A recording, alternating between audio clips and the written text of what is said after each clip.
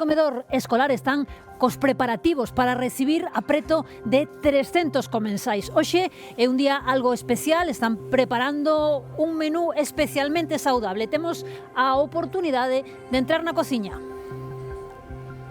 Detrás do que se elabora nesa cociña hai nutricionistas encargados do deseño dos menús. Eles, como no resto de España, adáptanse a unha nova normativa que reduce fritos, procesados, sal ou azucre. Que van tomar os nosos pequenos no comedor nos colexios? Pois no seu lugar recoméndase entre 1 e 3 racións de peixe por semana.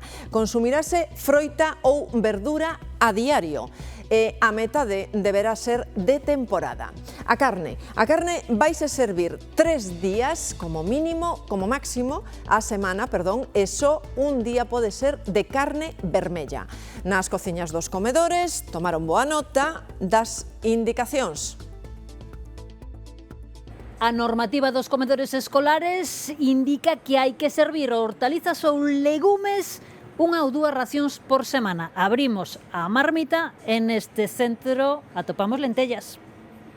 Pero despois, dentro de pratos saudables, pois unha cousa que pode sorprender moito, pois é que lle gusta a crema de calabacín, que a crema de calabacín gustalles, e gustalles bastante. O indicado agora é que as frituras só se sirvan nos menús escolares unha vez por semana. Bueno, pois hoxe aquí de guarnición teñen ensalada.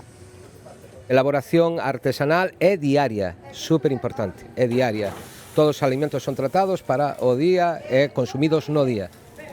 Este cole hoxe non teñen peixe de comida, pero sí que a norma indica que terá que habelo de 1 a 3 veces por semana.